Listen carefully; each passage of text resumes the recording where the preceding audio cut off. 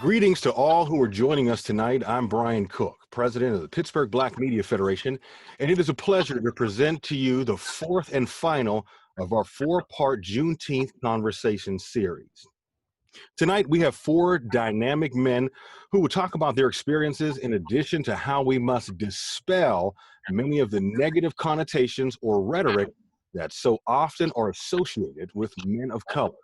The title, Images of Black Males in Media, a conversation on perceptions and expectations. Now, before we begin, I'd like to introduce the PBMF board. Vice President, Olga George. Treasurer, Ariel Worthy. Recording Secretary, Victoria Garner. Communications Chair, Tanae Kroom. Chair of the Robert L. Vann Media Awards, Dr. Irvin Dyer. Chair of PBMF's Soul Cafe, Dr. Sheila Beasley, Membership Chair Ashley Johnson, and Co-Chair of the Frank Bolden Urban Multimedia Workshop, Chris Moore. It is my pleasure to introduce our moderator. Throughout her career, Minette Seat, who is an Emmy award-winning producer, has written and produced a range of television programs and documentaries. She is the host and producer of the weekly program Filmmakers Corner, a series that profiles work by student, regional, and independent filmmakers. Most of her documentary work is centered on Pittsburgh's African-American community and its long-standing, vibrant history. And I might add that during the month of June, WQED is presenting an encore presentation of its highly acclaimed award-winning series, Portrayal and Perception, African-American Men and Boys. And she is so fitting to lead our discussion tonight. Ladies and gentlemen, we present to you the moderator for tonight's program, supervising producer at WQED TV, Minette Seat. Thank you, Brian. It's a real pleasure and an honor for me to be here. As you said, we are here to talk about images of Black males in media, perceptions and expectations. And we've assembled what I think is a stellar guest list. They are four gentlemen who have excelled in their respective fields. And we thought with their varied careers and life experiences and accumulated knowledge, they would be the perfect people to talk to about these perceptions of men in media, but also to give us some of their own life experiences to help give these stories more depth and more credence. We also like to thank you folks out there who are joining us tonight. I keep thinking we're on television, but we're not. So electronically, I really appreciate the questions you're asking, and we hope to work them in as the evening goes on. Before we get to the questions, what I'd like to do is go to each of our guests and ask them to introduce themselves and tell us a little bit about what they do. I'm going to start with the gentleman on my left, Mr. Paul Ellis. Hello, Paul. Hey, Minette, how you doing? Thanks for having me. You're welcome. Glad you're here. Absolutely. I'm Paul Ellis, founder of the August Wilson House. I'm also a practicing attorney for the last 20 years and 5 days. Grew up on the Hill District.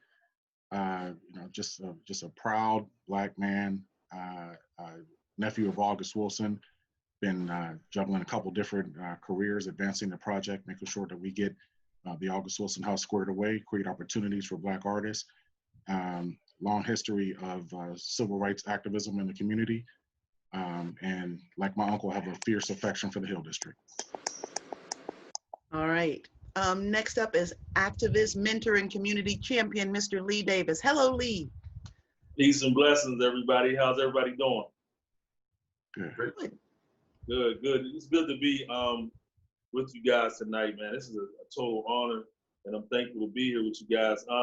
First of all, CEO of Lee Davis and Associates Consulting, president of SLG Sports and Entertainment, which has an NFL agency attached to it. But more importantly, I'm working with the health department with Cure Violence Global, and I'm doing some violence prevention, which is much needed right now. So that's been my focus for the past few months now. So it's right in tune with my purpose and aligned with my mission. So that's the main thing right now. Great, and we're going to talk to you more about that project as we go on, Lee. Thank you for sharing that. Down there is my old friend and a household word around WQED, Mr. Evan Frazier. So great to be here with you, Manette, and these wonderful guys, all of whom I've known for many years, known and respected. So I'm honored to be here. Again, I'm Evan Frazier. I'm the Senior Vice President of Community Affairs for Highmark Health. I've been doing that, been there the past 10 years or so. I also serve as the founding director of the Advanced Leadership Initiative.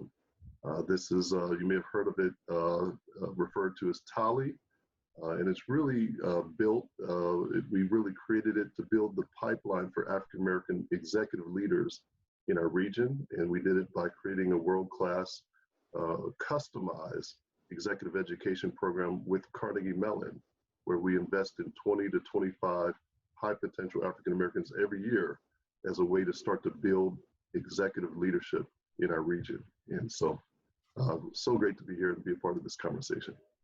Good work, Evan. And Mike, we'll go to you next. Hello, Mike. How are you? Hi, Manette. Thank you for having me. Again, just like everyone else, reiterate. I'm just going to reiterate. I'm proud to just be a part of this conversation. These gentlemen I know for a long time, and I'm happy to be at the table. But since retiring from playing football in the NFL for our beloved Pittsburgh Steelers, I have remained in the community. I've been in the Hill District doing outreach work in collaboration with Reverend Grayson and the Center That Cares. We got a grant from the city of Pittsburgh where we head up their group violence intervention program. So we have an outreach program called REACH. And what we're trying to do with REACH is really just deter the violence from inner city and from the school districts and PPS. So for the last 4 years, I've been a life skills educator at University Prep, which is in the Hill District. And just being able to reach those kids and see those kids on a daily basis and let them know that they can accomplish all their goals and dreams no matter where they're from, because I grew up on the same streets that these kids grew up on, and I came back to the city that I was raised in, was able to win a Super Bowl, and then come right back into community and give back, and that's what I'm trying to do.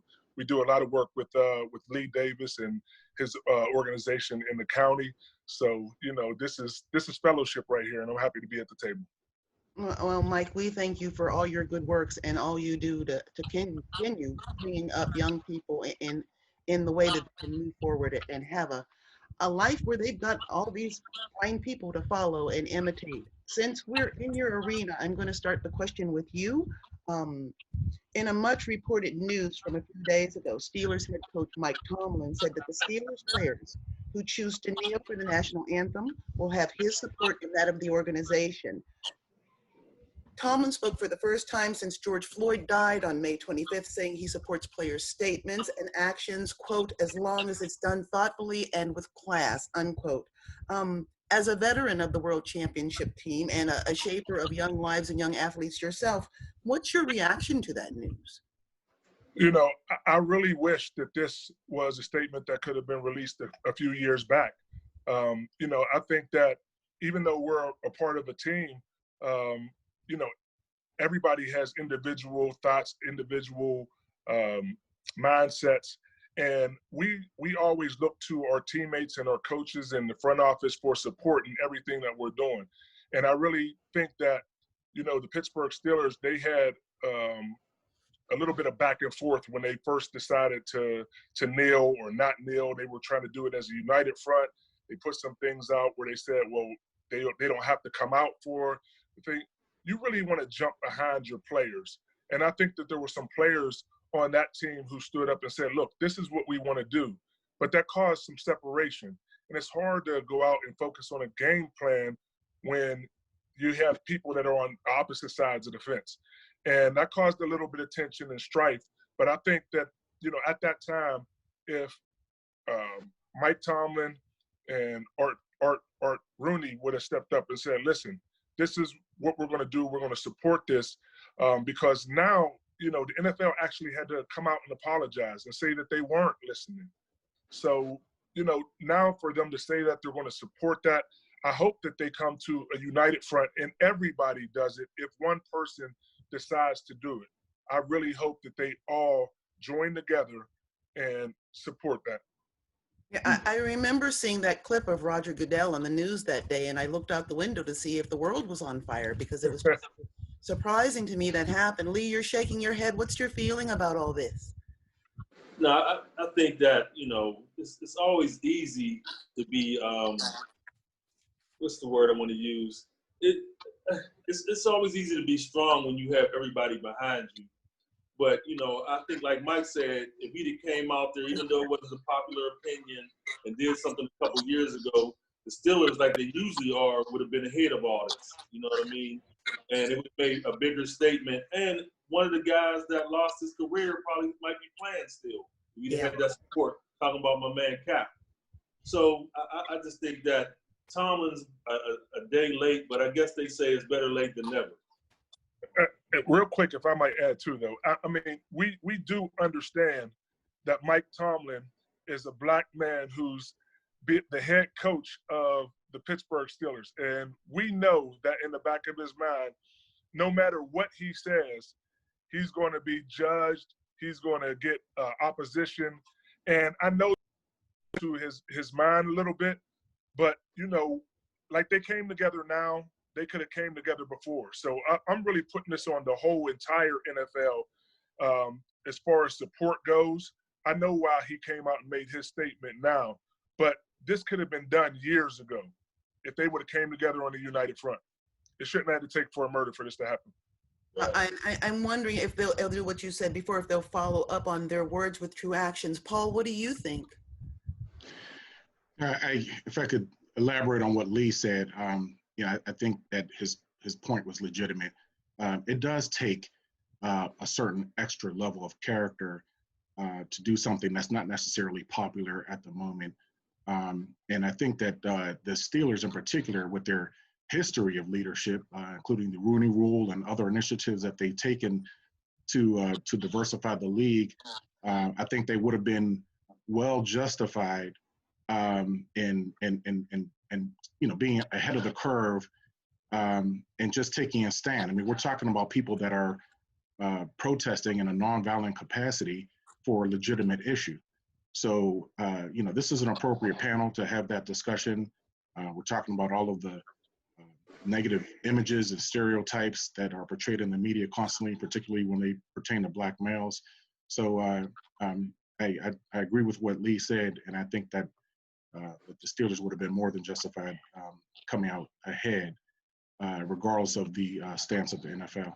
So it sounds like you're both saying they had both, the team had the gravitas and they had the weight that they could have come out with this, and they would have been able to show the kind of leadership that didn't take, as you said, someone dying for it to happen. Evan? Yeah, so I go back to what you said, Manette.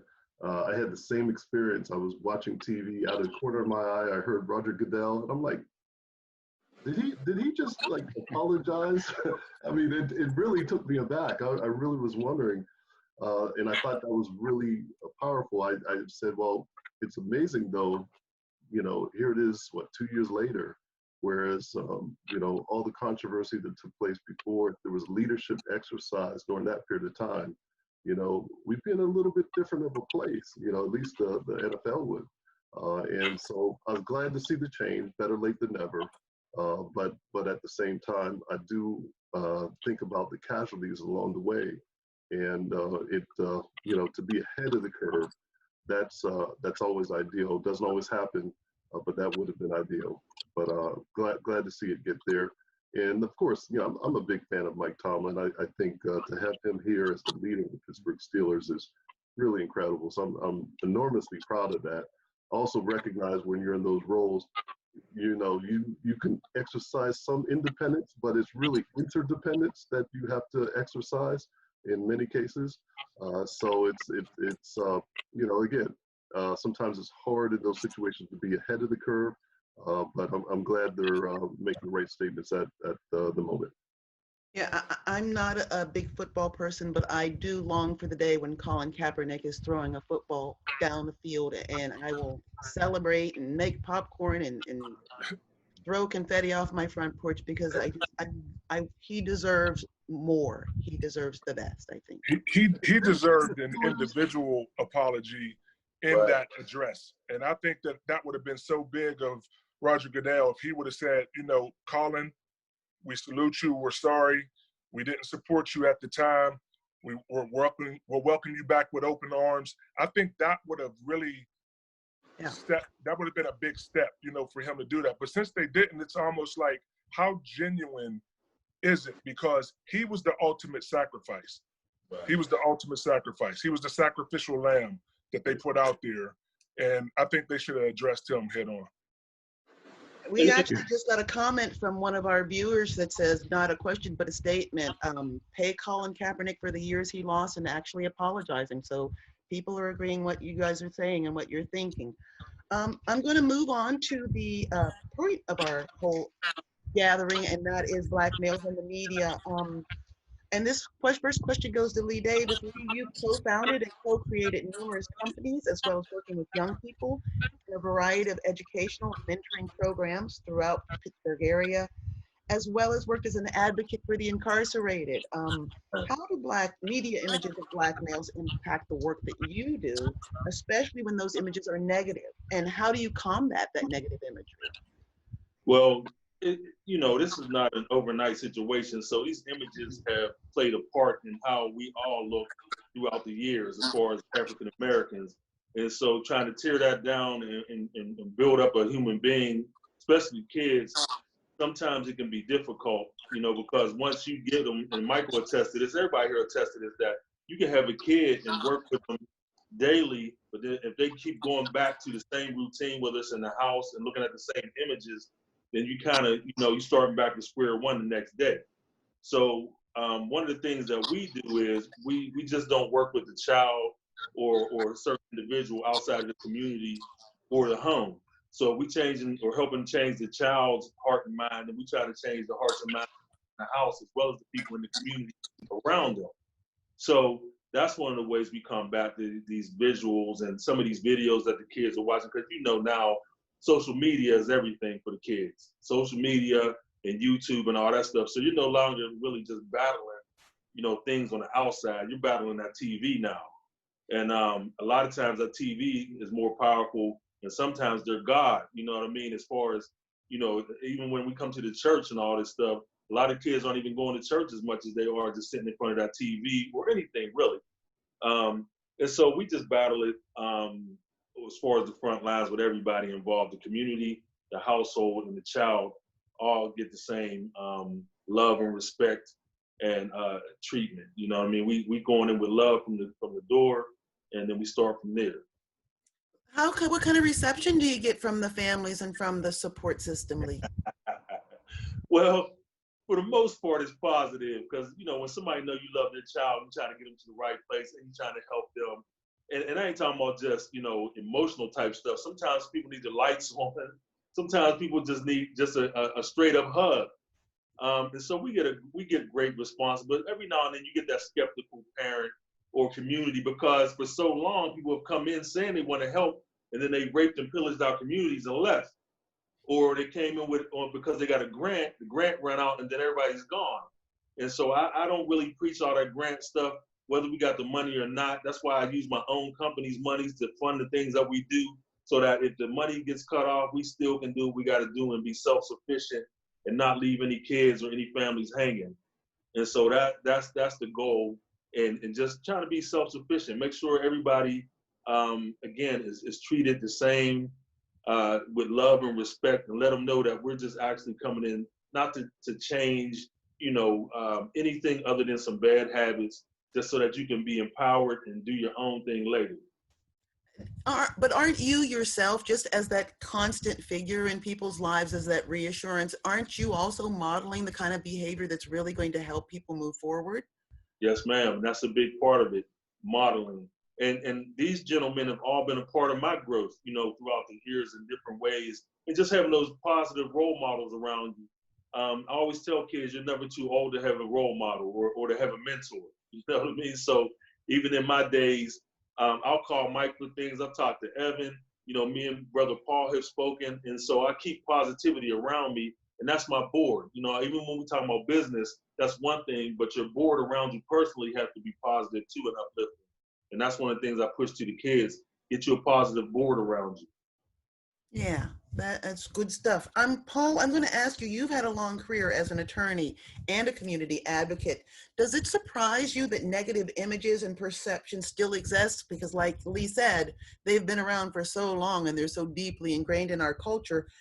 You see small changes, incremental changes are happening in the way people are portrayed, but why do you think they're so persistent? Yeah, that's a loaded question. I think that if I could just go back a little bit, and you mentioned that they've been around for a long time, it's hard to, for me personally, it's hard to talk about negative images in the media without relating back to some of the origins.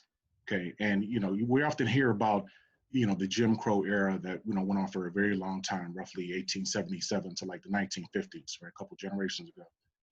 And what people need to understand is that this was a very violent era in American history.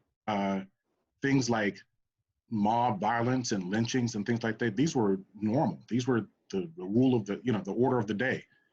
But people that are interested in oppression and who actively perpetuate oppression, what they understand is that the psychological component goes hand in hand with that type of physical violence. So back then, they actually they literally fabricated negative stereotypes about Black people, men and women. They literally just created them. Like, none of it was true. I remember, you know, I was a teenager when I first read about some of those stereotypes, and I remember laughing about it, thinking like, well, this doesn't apply to me. What are you talking about?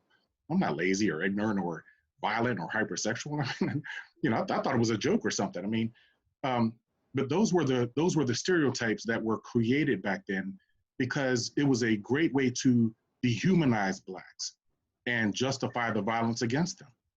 So, you know, you have to understand that stereotypes that it has very little to do with the truth. It's not about the truth. It's about affecting the mindset of the people that you intend to be the target audience, so that if they have power and when they act upon those stereotypes, you're less inclined to be sympathetic to a Black victim, right? You know, if you believe that that a Black person is lazy, then you can justify not giving them a job. If you believe that that a woman is hypersexual, then you know, you're less sympathetic to a claim of rape, for example.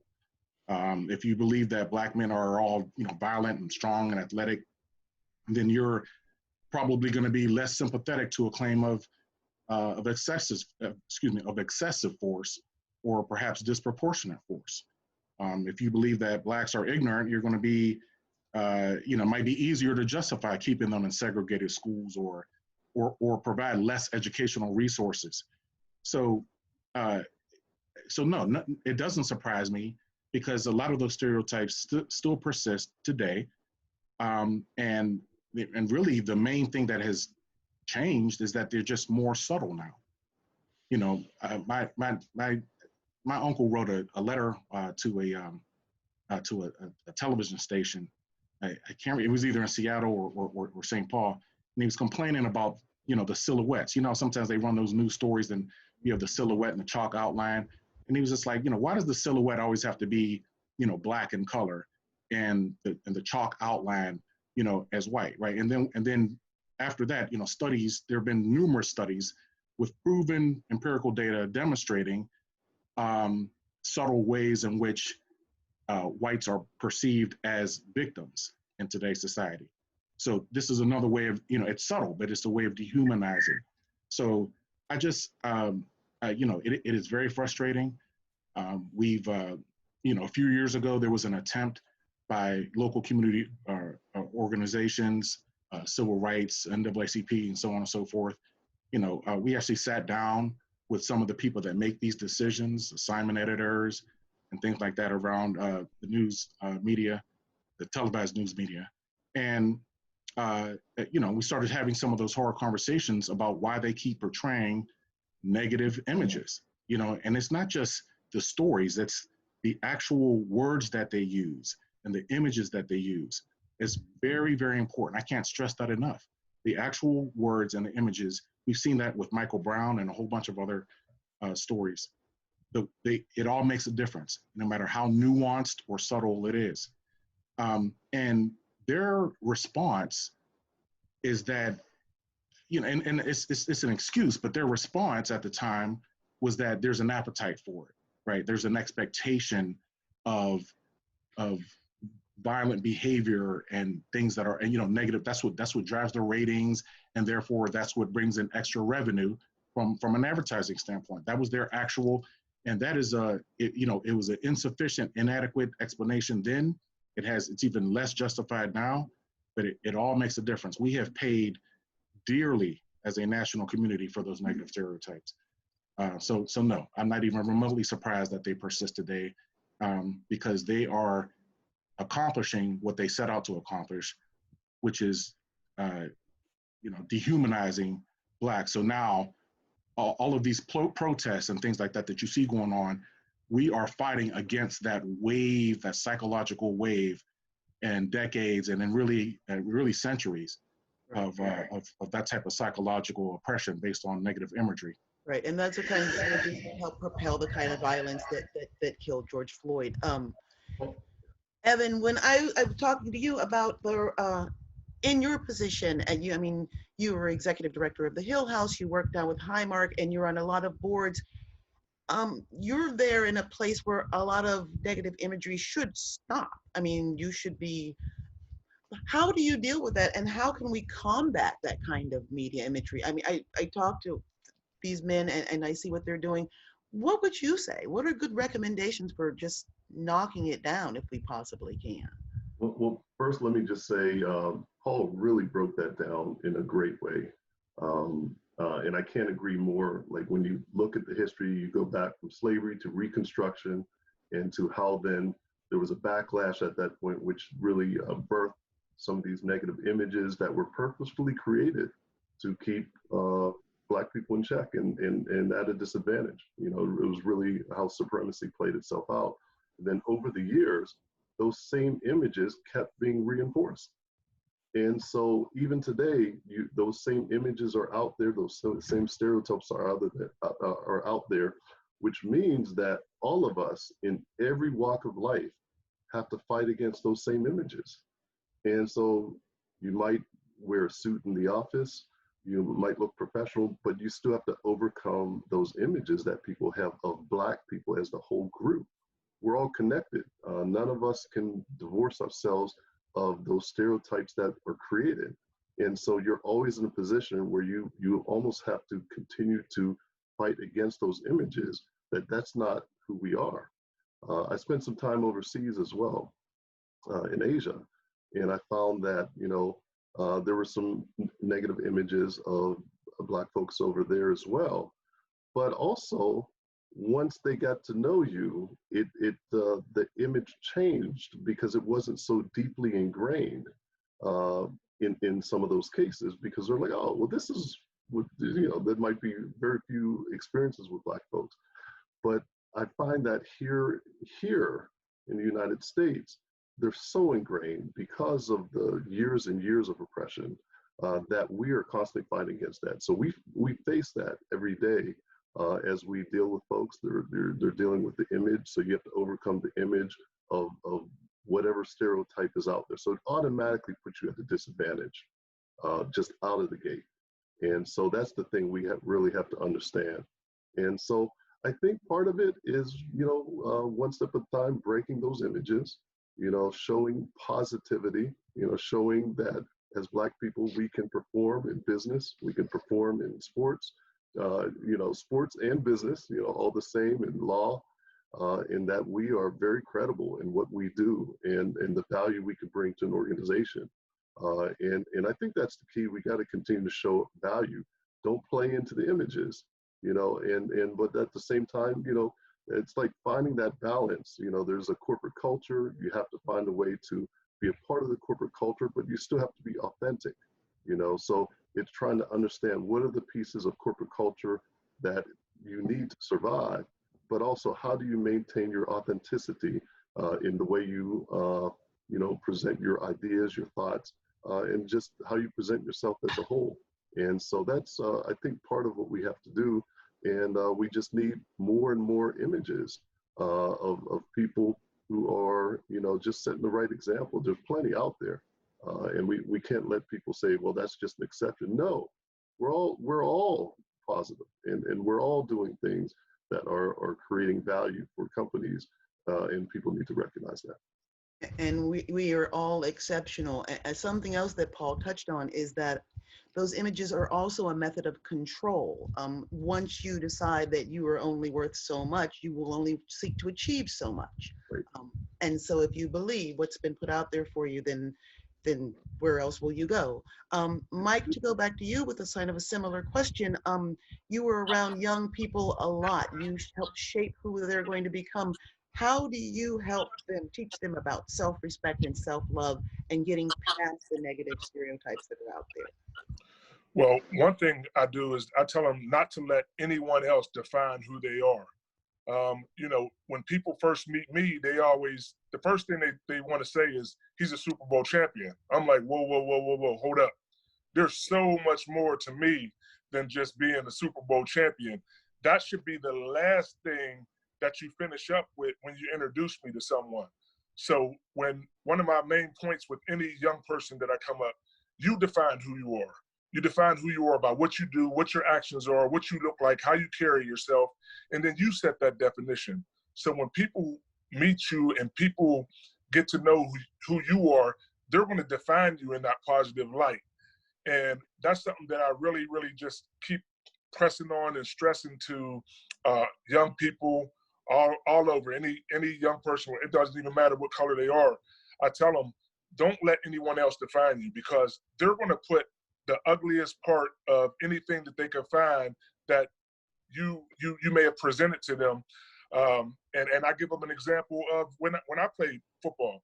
You know, when I played football and I had a good game, interception or anything, and they put my picture up on the daily, nightly news, I was smiling. I had a, you know, happy-go-lucky look.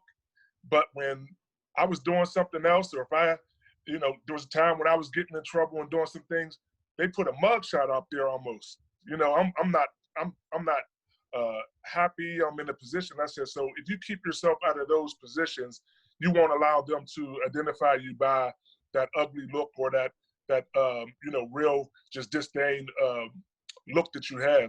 So And it's just funny, they define will yourself. find the scowliest picture of you that you didn't even know anybody ever took. It's like, where did that come from? Exactly. I'm like, hold on. And this happened when I was working in media, and I'm looking at somebody, I'm like, oh, where'd they get that picture from?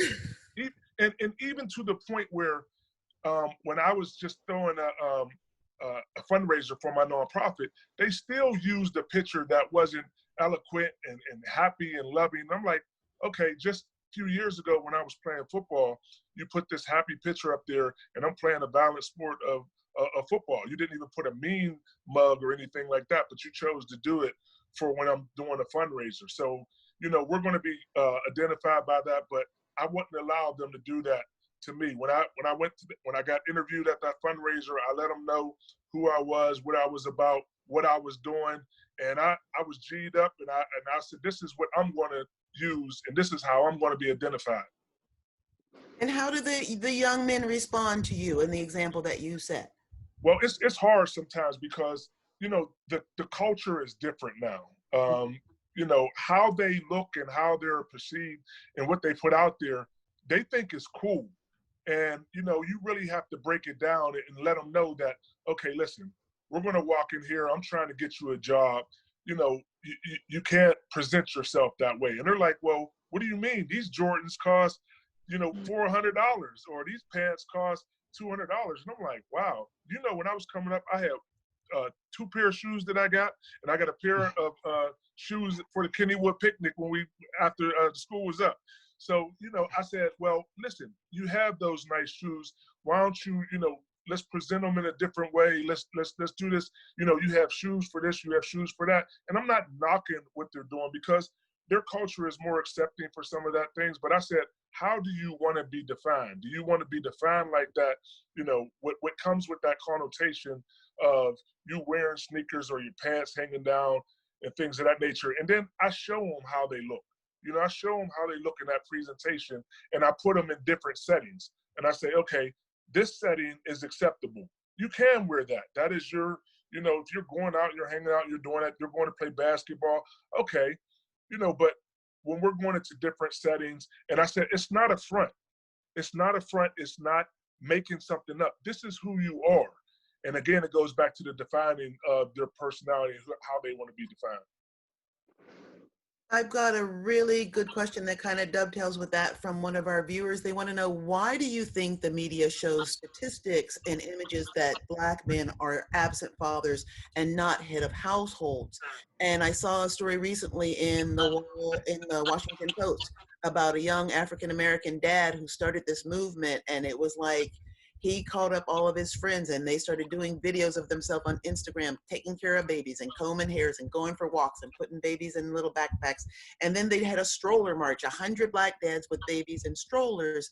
And part of the article said that in itself was a negative, untrue stereotype of the non-present Black dad in their children's lives. And so that's a structural image that is very difficult for a kid to deal with. What do you think about it as a dad? You going? Yeah, I think you're I know Lee is itching over there. Go ahead, Lee. No, I just wanted to make a statement that, you know, Mike, you touched on it. It's a new generation. There's different things in media now, and now we can control our own narrative. Now we can put out the images that we want to put out and tell the stories that we want to tell. And that's why on Facebook, I always tell the guys that I've known for a long time that have done things in the city, tell your story. Don't, you know, this ain't the time to be shy and try to be humble about certain things, man. Tell that story, because you never know who it's going to touch, who it's going to change. And we got to put those images and those narratives out there now. And that's the only thing I wanted to say. We have the power now to do some things that we didn't have in the past. Good. Yeah. Anybody else has any comments about what before we move on to a new topic? I'll just real quick. I mean, Lee is head on with that. I know that there's sometimes when just the humility in me, you know, I wouldn't post a certain thing or you know, because I didn't want people to think it was all about me. And you know, I remember my dad telling me one time. He said, you know, why don't you ever post you know, your accomplishments and things of that nature? And I said, well, you know, Dad, they you know, that's kind of known. And he said, yeah, but you need to promote that. You need to keep that positivity out there. So, you know, if you look at my social media now, a lot of it is just me celebrating with my children, with my family, with my wife. And, you know, even if I get presented for an accomplishment, you know, I'm still going to present that accomplishment and have my family there with me, and just, again, be smiling, be trying to look as presentable as I can, just so that image is just always lasting and left out there. Mike, Yeah, those are important images you're putting out there. And with social media, the power that it has today, that's going to have an impact when people see more and more positive images and positive role models online and social media. We control that, right? We can control the narrative there, and wherever we can control the narrative, we need to do that. So you're right on. Yeah, and I think that is one of the social media doesn't give a lot of gifts, but that is one of them, allowing us to create who we are and push that out there, as opposed to those other things that you can't control. Something that goes with a $10,000 ad buy where somebody just wants to sell cars. Social media lets you talk to the people who need to see you and hear the words that you put out. And so that's one of the ways it can really help serve us well. I'm looking over here at more questions over. One of the questions, and this is kind of like a sidebar to what we're talking about, and maybe I'll come back to it later. I don't want to get off track. Paul, I want to talk to you four gentlemen about celebrating the Black experience. part of the Black experience is going past those boundaries and those stereotypes. And Paul, celebrating and raising up the African American experience is also part of your focus at the August Wilson House, and it's also at the core of your uncle's plays. Those plays illuminated the Black experience in this country in a way that no one else has before or since. Um, it was the truth, it was the sadness, it was the pain, it was the joy. And it was important. It gave us a way to be seen as wholly evolved, fully respectable, and people who deserve to be listened to. How do you feel about carrying on that work in the August Wilson House? Well, first of all, it's I can't overstate this enough. It's a privilege. My uncle entrusted that I would advance his legacy and do what I can to perpetuate it. He learned at a very early age about the importance of the authenticity of Black culture and Black art. I have countless stories of people trying to undercut his work, get him to change the authenticity of his work and the accuracy of Black culture for some money. He understood the importance of getting your story right. You have to control your own narrative, as these guys were saying, because if you don't, somebody else will interpret by design or even inadvertently. They'll get it wrong, and why would you want somebody else to tell your story inaccurately? One of the beautiful things that August did was he elevated the common man and woman. All of his plays have, they for all of their lessons universally applied, your garbage men and, your salesmen and things like that. He uplifted and elevated these individual profiles. And that's important. We had a conversation, as a teenager, and he said, what is a young Black man? And we were talking about young Black men on the Hill District at the time, but he was speaking more globally. And he said, what is a young Black man supposed to think when, as you're growing up, everybody that you see that has any type of significance or authority, if they're all white, you're growing up in the neighborhood, and you walk out of the door, the mailman is white, and the milkman is white, and you go to the grocery store, the manager of the grocery store is white. You turn on the TV, all of the news reporters are white, and none of them look like you. You see a police officer walking down the street, they're white. So that sends a very powerful signal that that perhaps you shouldn't think broadly about your ambitions, right? From a consumer standpoint, we see products constantly being sold, right, by rappers and actors and athletes. No offense, Mike, but right. I mean, we constantly, right. I mean, just think about that for a moment. When's the last time that you saw a product being sold by a professor or a doctor or a lawyer, something like that? That may seem in vogue because you see it all the time. But you just heard these gentlemen say we can control our own narrative. Maybe we don't want exclusively rappers, actors, and athletes to sell products. Maybe we want other people who have professional profiles to sell products and elevate those stories. Why not? There's no reason not to. What you're actually doing by restricting those type of messages is what you're doing is you're sending a signal to young Black men and women that as they're growing up and they're weighing and considering various educational avenues, what you're telling them is that they have limited career options, and that maybe they should be thinking more along the lines of entertainment, or just dancing, for the greater common good, as if there's no other talent in the Black community, when we know that the opposite is true. So I think that that's part of the beauty of the whole spectrum, the whole century cycle, the American century cycle that told those stories. That's why it's an unprecedented and unparalleled body of work. And that's why the richness of those stories combined with the authenticity, that's why there's so much to learn from them. So I'm very proud to be to do some it's a blessing, first of all, to do work that you actually enjoy. And I'm very proud of my uncle and his contribution to American literature.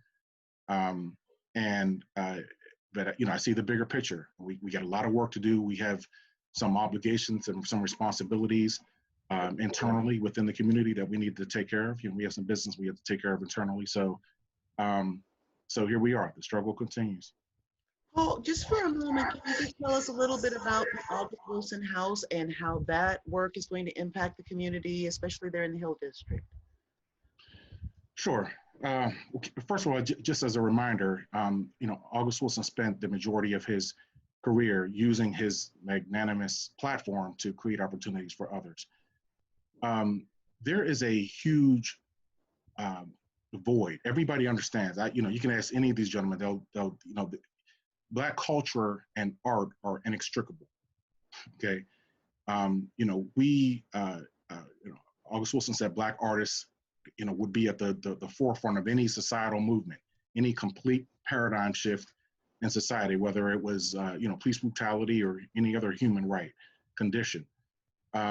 So what we're doing at the August Wilson House is we're creating opportunities that are otherwise elusive, serving artists, identifying emerging artists. Our mission is to identify emerging artists and support them.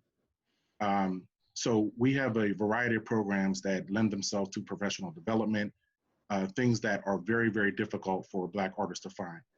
Playwrights and residencies, programs that are designed to identify talent and nurture it on a technical level.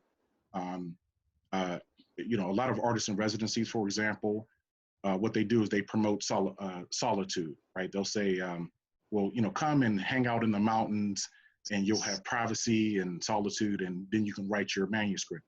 Well, that works for some artists, but what Black artists need is not only the technical support, but the opportunity to showcase their work even afterwards, and the community engagement that comes along, that lends itself to cultivating those relationships and building those relationships and making those connections that enable them to advance their career and expand their professional profile. So that's the beauty of what we're doing. We're doing it within the legacy of the August Wilson, within the legacy of August Wilson, which focuses on excellence and and expanding your art. So we are one of the things that we're going to be doing is developing relationships with other Black community arts organizations scattered around the country, so that they have a way to engage their constituency and utilize our pipeline of support. We do have a commitment to residents of the Hill District. I just want to make that very clear. It's just that that's not our sole target audience. We are focused on engaging national Black artists, including the Hill District, and alongside our commitment to the Hill District. But we also want to make sure that if you are a Master's of Social Work student, a Master's of Fine Arts student, and you're looking for a way to either apply your formal education or learn how to take the next steps to advance your already existing artistic professional experience, that we have a way of doing that through our programs and our connections.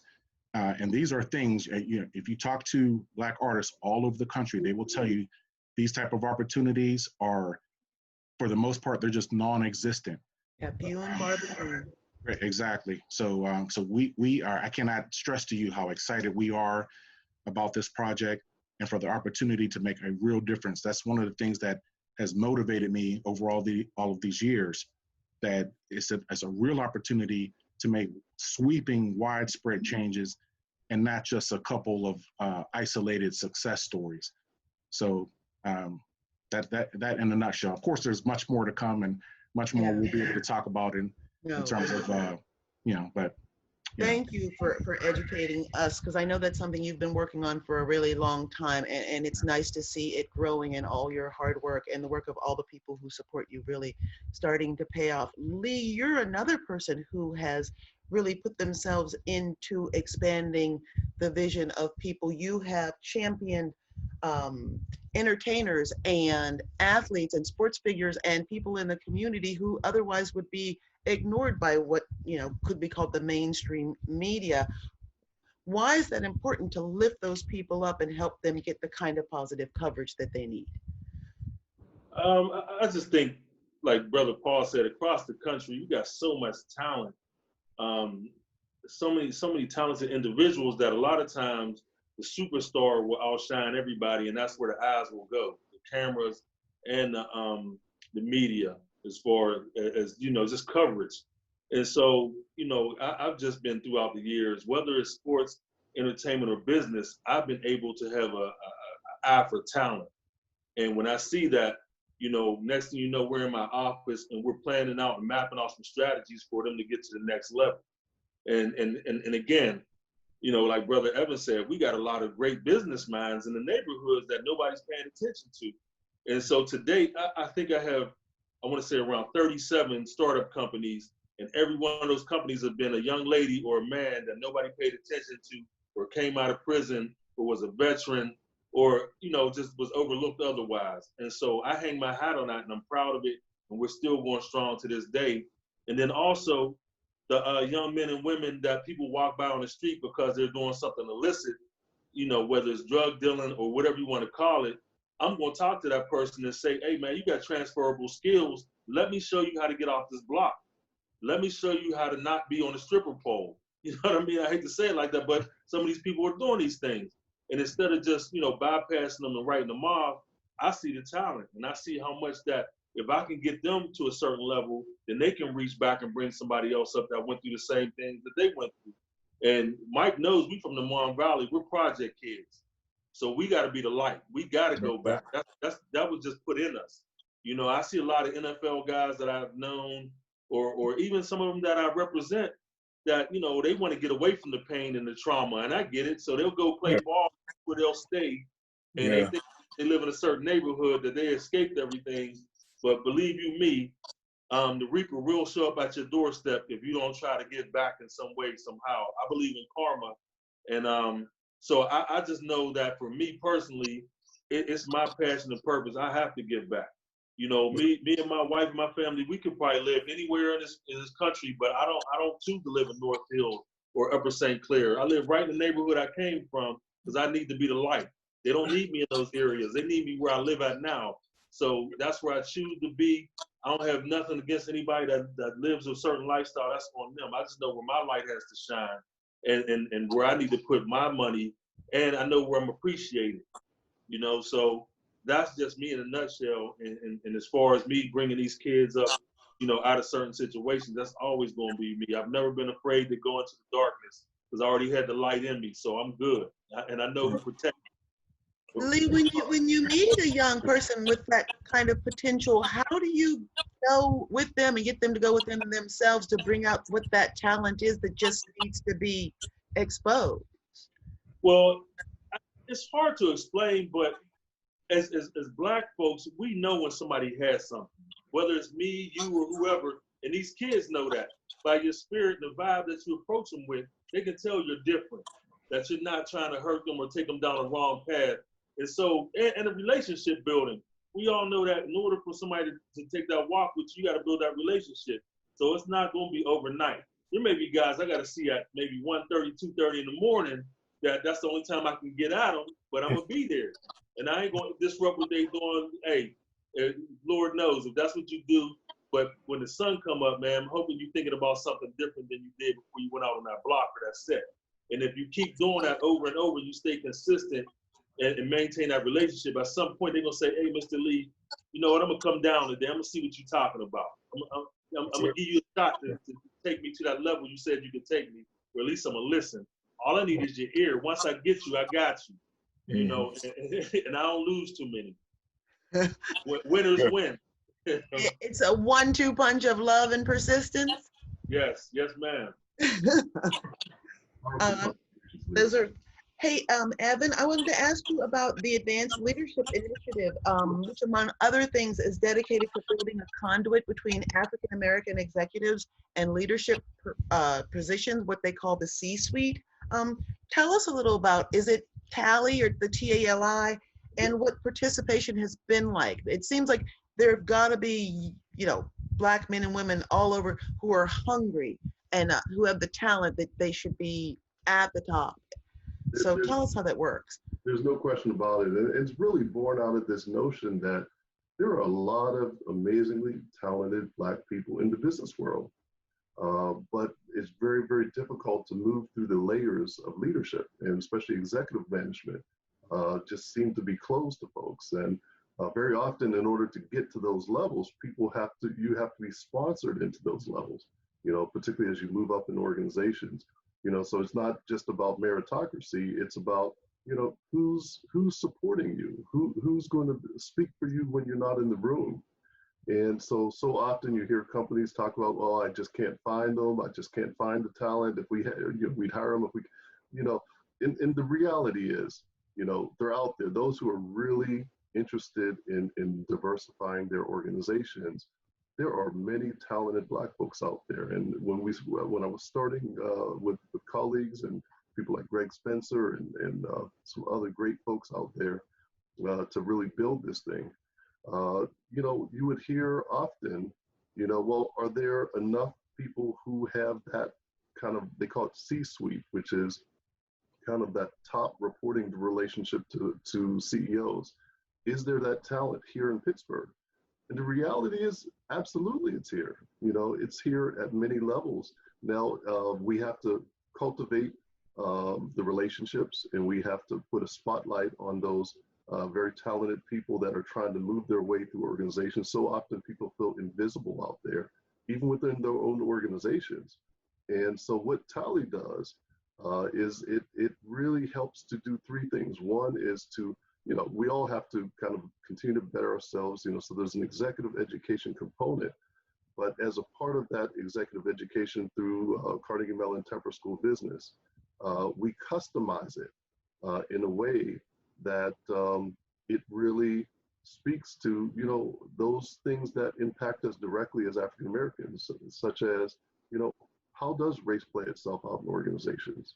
What are best practices in overcoming bias, you know, in institutional types of racism that can exist out there? And how do you create relationships that are important for you to grow? And so the curriculum, we pull from faculty across the country, from Clark Atlanta to Stanford, Columbia, Boston University. We pull top Black talent from across the country to be the faculty of this program. And so that there's a component that deals with, you know, how do we level the playing field by making sure we really understand how does race play itself out, because they don't teach you that in companies. They don't traditionally teach you that in school either. So let's give people that understanding. So that's the first level.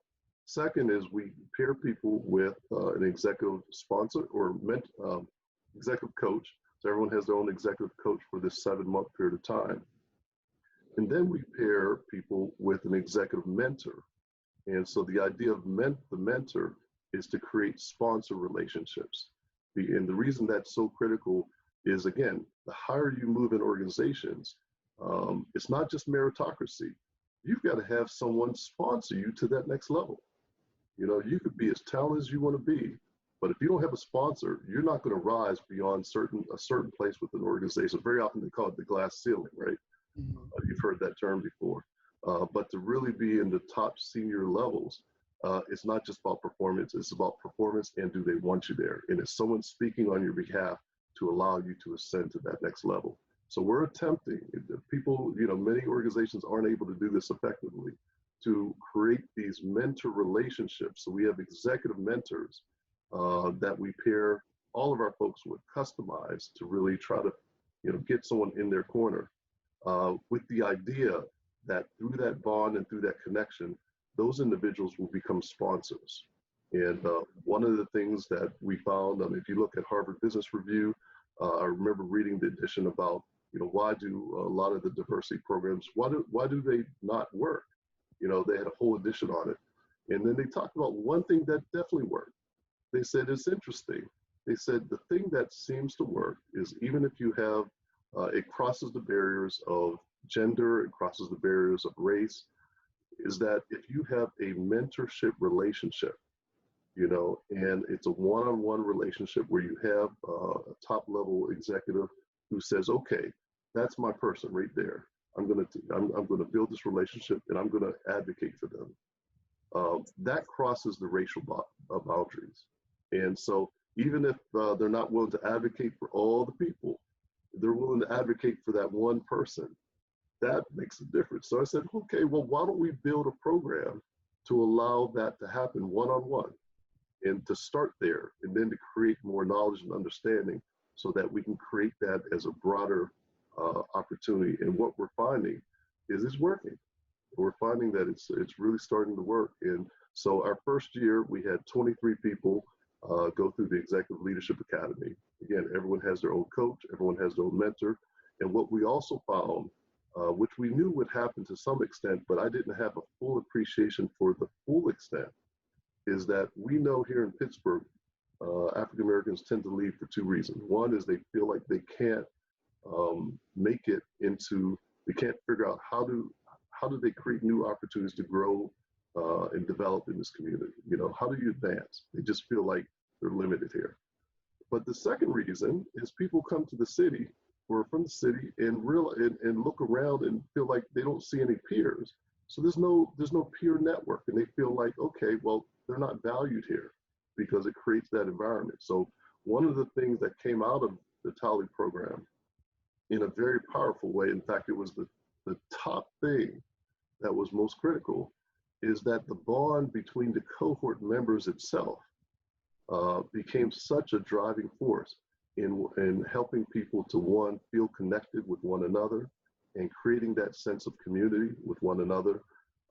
And even beyond the other relationships they're making, we have a CEO council. We have 17 CEOs, which is, I share that in a little bit, which is really incredible. The top thing that came out was the peer relationships, that one, they have a network. And now they want to stay in Pittsburgh because they've got a strong network with one another. People who've been through the same experience, who understand the same challenges, that it's different to be Black in the workplace, and they understand the same struggles that they go through. And so that's a powerful thing.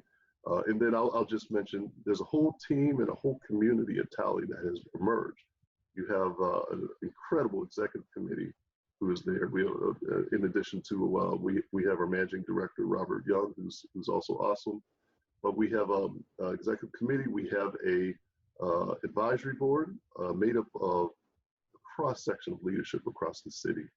And then we also have a corporate CEO council. We have 17 chief executives who are part of this, who are saying, we buy into this mission of advancing African-American executives. We know there's a need, there's an issue, and we're behind you.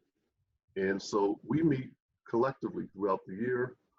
And then we also try to create opportunities to connect them with our cohort members. And so what that does, it helps to put a spotlight on the people in their organizations.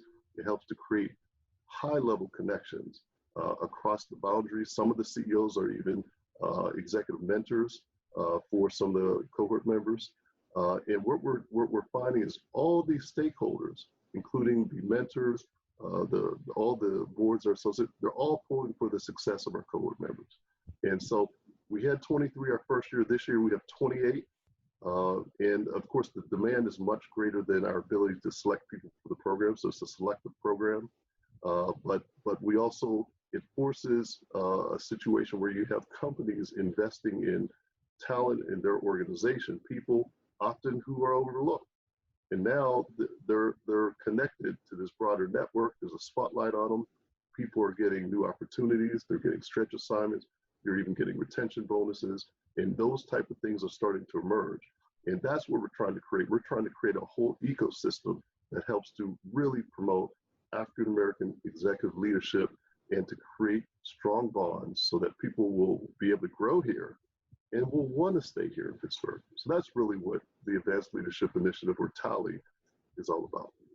That sounds great. And I was curious about the corporate buy-in and how you seed those positions with African American executives who can do, like Lee was saying, you can see, Black people can see the talents within each other. And sometimes you need that. You need someone in that position to take that extra hard look at you and see what your possibilities and capabilities are. And it's nice to know that you've done something to uplift people, because you can stay in a middle management position and, you know, until they hand you that Timex with a replaceable wristband. But it's like the movement is what's important, putting someone in a position that they can make a way for other Black people.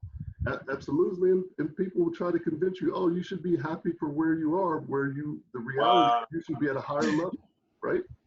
And so the same expectation for Black people is not, or to other people, is not always extended to African Americans. So we're trying to raise the bar. We're trying to take away this excuse that there's no Black talent here, because there is, and really trying to encourage people to recognize the talent that exists, and to even look in their own organizations, invest in that talent, and help put them on a pathway where they can grow.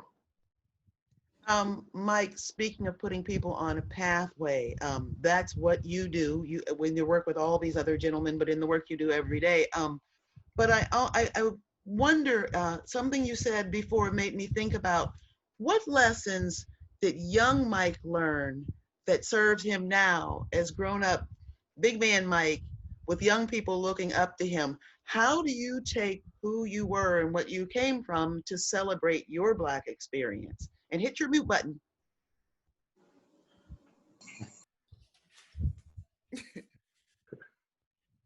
Hit it again, Mike. Am I good? You're good. I got to mute because I got these toddlers in the background that are like, it sounds like bears wrestling out there. I don't know what's going on. But I got a real good motto that I live by, and it's you can live life humbly or life will humble you.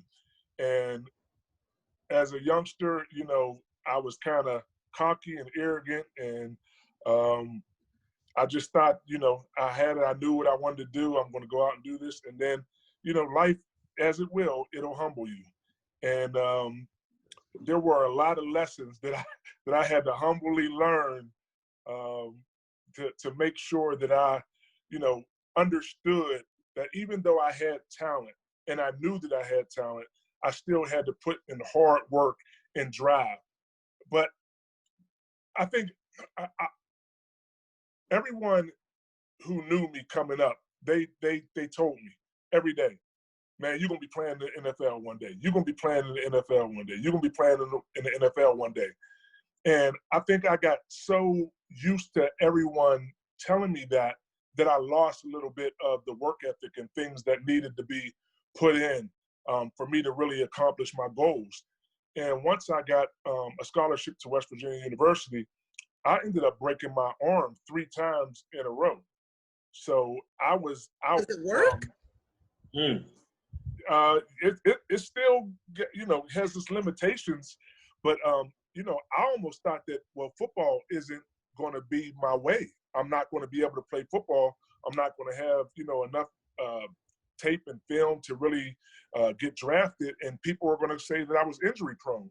So I said, okay, now I have to work, and I have to not let just one lane be an option for me. I have to really start thinking about other things that I can do. So that was the lesson for me. Don't just focus on one thing thinking that this is going to be your end all be all. You have to be, you know, willing to learn something else. I might have to get a different trade. I might have to, you know, so that's why I got into the education side of it, letting people know and students know and student athletes know that even though, you know, you're striving to be an athlete and everyone's telling you that you're going to accomplish this and be successful, you need to have you need to have, I don't want to say a plan B, but you need to have other options out there. And I had to expand my mindset and really challenge myself. And when I got finished playing with football, I jumped right into media. I had the good fortune of having my father, who was a photographer editor for KDKA for over 40 years, always being in front of the camera and watching him work. So I kind of just gravitated into that. And that's what I tell the kids that I'm teaching now. Listen, it's great if you go out and you accomplish your dreams and you've been an athlete. But what if you don't? You can still be a part of athletics and enjoy the success of that. I was telling a young man who was playing football, but he also liked photography, and I said, "Listen, you can be a videographer for the Super Bowl, and that guy gets paid, a six-figure job, and you're still around the sport that you love. You're still involved in the game, but you're doing a different aspect of it." One of the things that I'm really focusing on now is Black ownership in the NFL. Right. I know several of my former teammates at West Virginia, and they're in the agents. They're either scouting or NFL agents now, and we're talking to them about trying to groom people to be owners in the NFL. And I know Lee that works with a group that was trying to purchase a team a few years back, and I don't know if that's still in action, but we need to do that, even though that they can still be involved in the game and the sport, whatever it is. But there are some other positions out there that we need to get our foot in the door, and I think now is the prime opportunity to do that with everything going on. We really got to jump on this. But are there people groomed for that because we've been conditioned so long to just focus on being an athlete and not the owner? So we really have to press forward and instill that into these younger generations' minds that they can be successful. Well, I think between all of you, and especially if you call Evan to get the management team together, you should, but just talk a little bit more about, because I've heard for years about the need to have Black ownership in the NFL, and that's something that has never happened, but what could that look like? I mean, you've got legends like Magic Johnson who did that. You've got it's in other sports. How can it get to the NFL? Listen, it has to. I mean, you have a league that's 80% Black. Without, and they said that without the Black players, the NFL doesn't exist. But think about this: in any job or any company, and I press about this in our school districts, we don't have a lot of teachers, principals, educators who look like us in our inner city schools. There's a language barrier between the student and the teacher when they don't come from the culture and the society that the kid has come up in. So a lot of my dealings in the school is you just don't understand them. We can say the same thing to you. We could be talking about the same thing, but the way we describe it is totally different. Right. So if the teacher doesn't understand the language of the student, then you're going to have friction and you're going to have problems understanding what they're trying to say and what the lesson is. So we have to get more Black owners in the NFL to understand that when Colin Kaepernick is kneeling and he's fighting for this peaceful protest, that he's talking about social justice and police reform and all these things, they understand that. Then they would have been ahead of the curve. They wouldn't be 4 years later coming back and saying, "Oh, we apologize, we weren't listening." If you had that ownership, you had those coaches, you had that Black presence in the NFL, we wouldn't have to deal with that because they would already understand that. Right. So that's what we have to do. Let me chime in on that too, Mike, because like you said, a couple years ago, we was trying hard to get the Raiders actually. Mm-hmm. Mark Davis came to Rodney Peete, who was a good friend of mine, and Ronnie Lott, and they put a group together, which I was a part of. And along with our own monies, we raised about, we got Morgan Stanley to come in with $450 million to buy a piece of the Raiders. And so our good sister Libby, the mayor of Oakland, was all for it. They was going to give us the land like they do here in Pittsburgh for $1. We was gonna build the stadium, have the the whole layout of the hotels and all that stuff, because that's where the money is. It wasn't really just the team.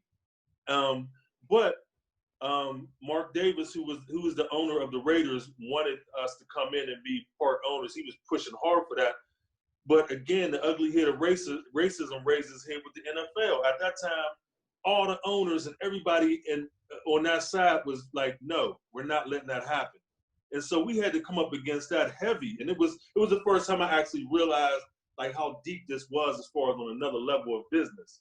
You know what I mean? And so we battled that to the end until they finally said they was going to go to Las Vegas. But everything was in place in Oakland for us to make this happen. But the NFL was adamant about not letting that happen. And Rodney Peete, for lack of better words, is one of their boys. You know what I'm saying? So I hate to say it like that. So if Rodney, if you listen to this, I don't mean nothing, no harm by that. But he was in there. That was Mark Davis's guy. You know, L. Davis loved him from when he played out there too, when he was the quarterback for Raiders for a little bit. But it was just so hard, Mike. And I was like, gee whiz. And so we have to break that barrier, not just, and we was just trying to get a piece of the team. So I can only imagine that, what it is like now. But like you said, this may be the time to go ahead and make that happen and get some cats together and put that money together and go ahead and make a move. And it wobbles your brain a little bit to think about the fact that there would be no NFL without African American, with Black men players. Like, well, there'd be like 14 people. Right. I mean, this is on the Black athletes who I think are playing now, and this is something that I thought about. Just think if every Black NFL player put their money together and had their own bank and was like, we're going to purchase a team. With all those players who built this league up, how can they stop that? You know what I mean? We have to start thinking on that level. We have to get together and say, listen, collectively, we have to be accountable for what goes on in this league, because right now we're allowing it to happen. Right. Even I'll go back to the Kaepernick situation. If every Black player at that time would have taken a knee, they wouldn't have had no other choice but for everybody to take a knee or address the issue head on. We gotta, and it's hard because I've been in that situation. I know it's hard to stick your neck out on the line because you're not going to get the support. You're not going to get the support from your team. You're not going to get the support from your fans, because no matter what happens, at the end of the day, Steelers fans are still going to watch Steelers football. It don't matter.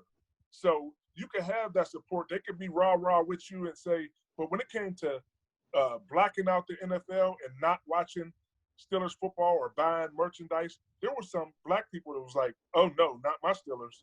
I'm going to be in front of that tube. I'm going to support. I'm with you, Cap, but I'm going to put my arm around you and lock arms instead of get on the knee. And without that type of support, without that type of all-in support, we're never going to be able to stand, with 2 feet on the ground and say we're not backing down. That's the level we have to get to. We got a comment from one of our viewers. They said ownership has its benefits, property and business. I think these younger players, Mike, they get it. You know what I mean? I think it resonated with them more than anybody, because now that they didn't got behind closed doors, what they should have did a couple of years ago and came up with a plan, the guys that came into my office a few years ago were scared to death, Mike. They didn't know what to do. Right. They knew they wasn't going to take no knee. Especially if you was a rookie or a second-year player, they wasn't going to risk their career, and they were scared to death. No doubt. No doubt. Before we're getting amazingly close to our time, and I wanted to ask you one more question, all of you, before we got too close to the end. George Floyd, Ahmaud Arbery, Breonna Taylor, and poor Rayshard Brooks, all these people died, and their deaths have fueled a movement that's unlike anything that this country has seen in decades. And the question I have is it a movement or is it a moment? And how can we keep the activism going so that there's real change? Right. And is it possible? Is real change possible? And are we on the cusp of something real? Paul, I'm going to start with you. Well, I think it is possible. that's a tough question. You know, what Mike, just to piggyback on what Mike was saying, I think that it is, to his point, going to take a collective effort. There's just no question about it. It can't be, you know, sometimes in the community we have this, you know, tendency to look for a single solitary leader or messiah of sorts. You know, this isn't one of those situations. We're talking about a situation where our own federal government has a proven history of teaming up with various factions within our society, you know, the real estate industry, banks, and things like that, to not only assist white American citizens advance, but to simultaneously hold Black citizens back. So your caller, or the person who weighed in about ownership and things like that, they're right on the money. You have to remember that Black people were not even allowed to own land. Owning property was prohibited for you know, the majority of the Jim Crow era, and even after you know, even after that went away, there were still these Black codes that were put in place, right? That were designed, you know, they called it, you know, various things, but it was like, you know, the next redlining. Yeah, exactly. I mean, that's because these people understood that the impact of social segregation, right? So if you have this redlining over here and stifling, oppressing voting rights over here, you know, and on, what it does is it has the a sweeping, broad, discriminatory effect of oppressing Black people on every level. You know, housing, you know, public accommodation, healthcare, et cetera, employment. So, you know, what Lee was talking about earlier about reentry, it has to be approached on a mass scale. If there's one thing that this country has done successfully in terms of the oppression of Black people, it's to hold us back economically. There's generations after generations of proven activity on all levels. The Homestead Act, Jim Crow, the Black codes. I mean, it goes on and on and on. All of these things had a direct economic effect to deprive people of generational wealth. That's why when you hear people now saying about, you know, there's an old saying, you can't legislate in the legal system. They say you can't legislate morality, right? You know, it doesn't make any sense for us to try to change the hearts of our oppressors. That's not the pathway to redemption. We need, you know, economic. This country has never. They have never, to this day. There's been some talk about it. You know, there's probably no better example than Tulsa, right? You know, everybody knows what happened now, or at least a lot of people get educated about Tulsa. You know, my sister wrote her PhD dissertation on that whole riot. You know, back in 2001, there was a commission that was put together. Johnny Cochran was on it. My sister was a research scholar on that, and she they recommended reparations for the descendants of the Tulsa race riots, and it was the state legislature that ultimately declined and put up the roadblocks. This country, you know, it's not even a matter of opinion. They have compensated other victims of oppression, from the Japanese to, you know, Jewish descendants and things like that. We're the only ones that they haven't done that for. So there is a very strong case for economic remuneration to be made when it comes to Black Americans. But internally, the way that we have to get there is going to be not only a collective effort in terms of you know, culture and awareness, but of course, ownership. Capitalism depends on the way it's structured in this country. Capitalism, you know, it's almost dependent upon a permanent underclass, right? So if people are looking at us as less than, then you know, then we're going to have to just take charge and do it ourselves, like we've been doing. You know, every time we're deprived of something, you know, if we're not, if they don't let us participate in a mainstream media, then we create it ourselves, right? That's how the Pittsburgh Courier, you know, formed. You know, in the legal system, they didn't let lawyers, they didn't let Black lawyers in the American Bar Association for a long time. So we formed the National Bar Association. Sometimes you just have to create your own solution, if you know, rather than trying to assimilate or change the mind of your oppressor. So it's going to take a collective effort and a lot of courage, and I think it's going to be painful, but we have to do some real soul searching, you know, in this country. This isn't about a handout. It's about changing the entire culture of, you know, of an entire race of people. And it sounds like the start of that is owning our own. Right. That's what I preach Yeah, today. I mean, that's part of it. That's part of it. We have to, we have some house cleaning to do, no question. But that's a different conversation.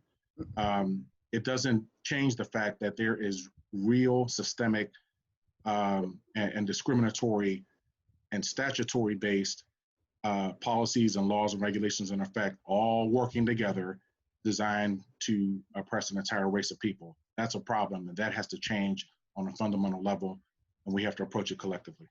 Right. Lee, how do we affect real change around this moment of catharsis that we're supposedly going through right now?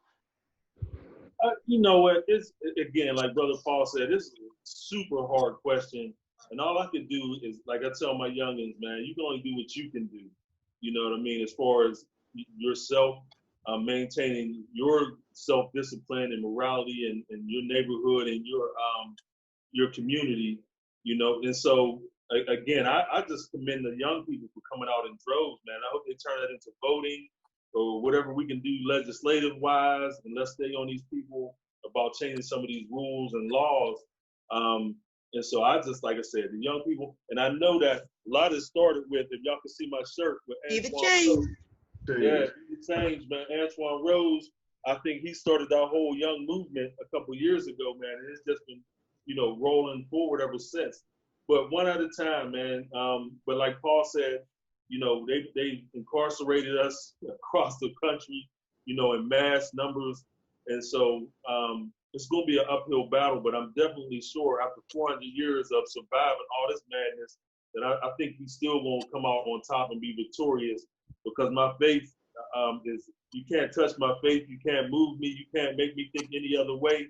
And my ancestors, man, I just know how great they were. And so I know how great I am and how great we are. So we have no choice but to come out on top and show the world how to do this thing and how to do it the right way, how to treat people. And it all starts with just, you know, loving yourself and understanding who you are. One of the things I've noticed that I haven't heard people say very much about is, I think it takes a lot of bravery to be 18, 19, 24 years old and go out in the street with a placard and a mask on, and knowing that you could be hit with a rubber bullet or roll over or even accidentally hit from somebody behind you who's throwing something for something you truly believe in, to stay out in the street all night long and to raise your voice like that. That's not something for the faint of heart. And I think I haven't heard a lot about that part of it too. It takes some real courage to stand up. Like truly stand up and put yourself in harm's way. Mike, you were nodding a lot when Lee was talking. I was. You know, Lee is he's inspirational just by him just speaking in this general conversation. So want to give him that. You know, I think that Paul brought up some excellent points about you know, legislation being changed and all those type of things. I think we really have to press on educating our young people. Educating our young people and supporting our old people. There's too much competition in the Black community. We shouldn't have to deal with that much competition between each other. We need to do more supporting of that, and I think that comes through education. A lot of our students feel like they're going to these educational institutions and not getting the proper teaching that they need, and they're not. So I think that collectively, we have to come together. We have to make sure that we're giving them the education that they need and the support that they need. And I think if we do that, there'll be a lot of change, and we'll get the things that we're striving for. And guess what? It might not be in my lifetime. I might not see it, how the equal playing field or the level playing field, But my children and their children should be able to see that. And I'm going to bring them up and educate them the right way so that they're thinking differently. And that's another thing that I tell to my students is to think differently. You know, you don't have to think about the same old, same old. Don't let them define you. Don't tell them that you're just going to be a football player. People ask me all the time, you know, well, you played for over a decade in the National Football League. Why aren't you just sitting around chilling and waiting for your pension to kick in? And I said, because I got life to live, and God ain't give me a life to sit here and stay stagnant. So I'm going to move, and I'm not just going to talk about it. I'm going to be about it. I'm going to put some action to the words that I talk about and to what I preach about. I'm going to go out there and do it, and I got to be the example. And these kids, you know, they can see me as a reality. They can walk up to me, they can talk to me, they can pinch me, they can see the reality of me accomplishing my dream, but I can't let it just be on that dream. I can't just say that's the end of it. You know, if I had that mindset to say, okay, all I wanted to do was be a professional football player and win the Super Bowl for my hometown team, which is astronomical odds, but I accomplished that at age 33. Was my life over then? No, I got some more life to live. So I'm here continuing to put in the work, doing all that I can, and I'm learning every day. I'm still educating myself and looking up to other people like these gentlemen here and also you, Manette, about I'm taking something from this conversation. I'm going to learn something from it. I'm going to go back, listen to it, pick things out of it, and I'm going to continue to educate myself on a daily basis. I'm going to be the example. You are a great example, Mike, and I wanted to ask you, how do those kids inspire you and push you to do a little bit more? Listen, there are some kids who are so resilient in the city of Pittsburgh and overcoming astronomical odds just on a daily basis, not even towards their dreams, but just on a daily basis to get up and continue to come in, because it's easy to quit. It's easy to just say, no, I'm going to do the status quo. I'm gonna just, you know, there's other ways. There's other ways to be successful. They might not be legal ways, but there's other ways to do it. And they have a lot of resources. They have more resources for them to be unsuccessful than they have resources for them to be successful. So it's my obligation to them to go out and find resources for them to make sure that they can go out and accomplish their dreams. So when I see those kids just continue to fight every day, that's all the inspiration that I need, because I know eventually we're going to get there. Evan, tell us how you feel, how it can help inspire me, how the movement can be more than just a moment, and do you have hope? I definitely have hope. In fact, I believe we're in a movement, and I pray that it's not just a moment, but I do feel that there is just a momentum that's building right now. I'm so proud of the young people who are stepping up. I think about people right here in the city. I think about my nephew, Warner Macklin IV, and I think about Bill Jenneret III, and they're all stepping up in their circles, and, people who just in every walk in life really standing up. So I think that's very powerful, and it gives me hope. The other thing is, I've not seen a time where I've seen corporate America so attentive to what's going on with race. The environment has shifted even in the last few months. Now, I don't know how long that's going to last, because it always seems to shift back. But while there is momentum, this is the time to push for change. We have to create change within structures, organizations. We have to put African Americans in key positions that will allow us to pull others to strengthen them in the best way possible. Because if you don't have enough influence to do that, it makes it very, very difficult. But the other thing that's very powerful, and it really represents, I think about the five of us who are on this, and also adding Brian Cook, who's also part of this. Even amongst all the things that we're all doing, whether it's in media or sports or music or arts, whatever it is, from the streets to the boardroom, we all have some very unique ways that we can make contributions. And we can't all do it the same way each other does it, but we have to be connected with one another. And that's where our power is. If we're connected to one another, whether it be from the prison to back reentry work and population, or working with youth on the streets, or working with folks in the boardroom. We've got to connect the dots. And if we can connect the dots, the power, that's where the power is. You know, looking at Brother Lee, Lee Davis here, we were part of an organization called Be Me. And I thought they had it right. You know, it's this idea of really people who have a heart for leadership and doing something to really impact our communities in a positive way in all walks. And then connect the dots so that we're all connected, because we can help each other and help the communities grow when we're connected together. And I think that's where the power is. We can move mountains when we're sticking and we're unified in a way that we can make real change happen. And I think this is the time. This is the time to push.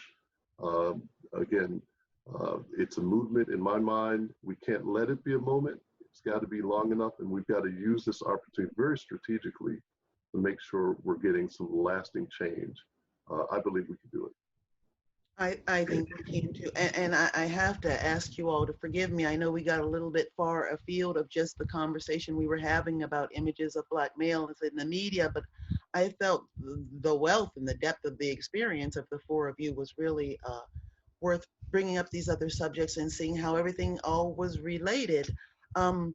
I know Brian's probably giving me a hairy eyeball right now because it's 8:31. So I'm just going to give everybody the last 2 minutes to say whatever they want to say, in case there's something I didn't ask you that I should have asked you, but just a parting goodbye before we all go off in our separate ways. Go ahead, Paul.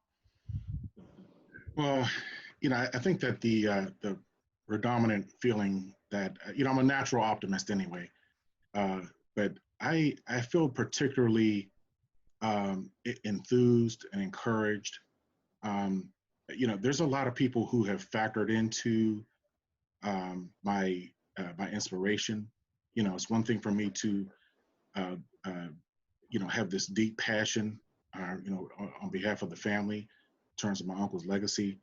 But you know, the truth of the matter is that you know, I was in the trenches with Evan Frazier, you know, fighting on behalf of the Hill District for Community Benefits Agreement. I've watched, you know, Mike and Lee, you know, the things that they're talking about, the volunteerism, exploring different opportunities, mentoring. They've been doing that for years. You know, and you know, like Evan said, the Bill Jenneretts of the world, you know, Derek Tillman. I mean, they're just they're everywhere, and I don't. You know, I think Evan was on the money when he talked about those relationships. It's important to cultivate those relationships. We don't have to emulate all of our individual activities, but we do need to work together to make sure that we get done. You know, the board of our board of directors for the August Wilson House, you know, we, you know, small group, but everybody is making their own contribution and we're all working together, right? We developed this ecosystem and we've all learned each other and we all have this passion and zeal to get this August Wilson House project done.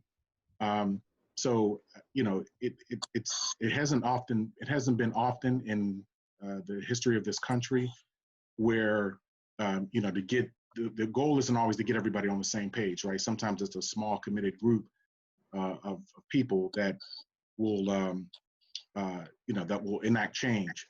But I'm inspired by, you know, the gentlemen on this panel, the people I see out here in the community, you know, doing work. I'm inspired by my fellow warriors, right? Shout out to the Pittsburgh Black Lawyers Association, you know, on the verge of doing some great things and sending strong signals to the community from a leadership standpoint about and challenges that we have from the legal system expanding outward. You know, a quick shout out to my friends at Schumann Juvenile Detention Center. You know, these are, you know, these are frontline workers who I have seen firsthand actually talking to these kids and finding out what they're about, right? There was some discussion earlier about the language, right? That's how you like Mike said, you have to get to know these kids. And I can't overstate it enough. They are brilliant at detecting a lack of authenticity. You cannot come at them wrong. I don't know what it is or how they do it, but yeah, you come at them and you're not credible, they can spot you a mile away. Yes, they are excellent at that. So I just, anybody listening to this broadcast, just, just know that there are people out here that are truly working, getting things done, legitimately and genuinely interested in advancing the community.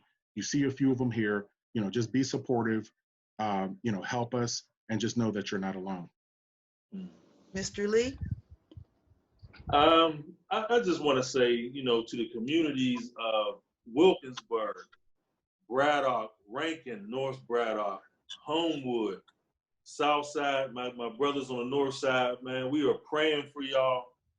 We got your back. From GVI to Cure Violence Global, the city of Pittsburgh, please get behind this. We need some funds. We need to get some more brothers on the streets, some more sisters on the streets to get these guns to get put down and to help some folks come up out of their situations. But you can't throw pennies at this situation and hope it just goes away. We can't pray this one away. We're going to pray, but we got to put the work in now. So we need some funding, man, and we need some help, and we need more bodies on these streets because it ain't going to get any better. With the COVID, people losing their jobs, we already going through anger, depression, and anxiety in the Black community. Therapeutic support is at an all-time high. We need it. So there's a lot of things that's in this pot that we need, or that we need to put in this pot. But we need your help, Pittsburgh. We need your help in the Mon Valley as well. So let's get together, man, and let's let's pray. Let's hope we get some funding, and let's hope we get some of these young brothers and sisters out on these blocks to help other people get out of these situations, man. So that's my word for the day, and I'm just grateful to be a part of this panel along with you guys, because y'all inspire me to go back out here, because I know sometimes it weighs on us, man, and we don't know what to do and want to throw our hands up sometimes. But you guys are edifying me, and we're edifying each other, and so I just pray that you brothers, man, y'all stay healthy, and that y'all families stay well, so that y'all can keep doing what y'all do. All right, Mr. Lee. How about Evan?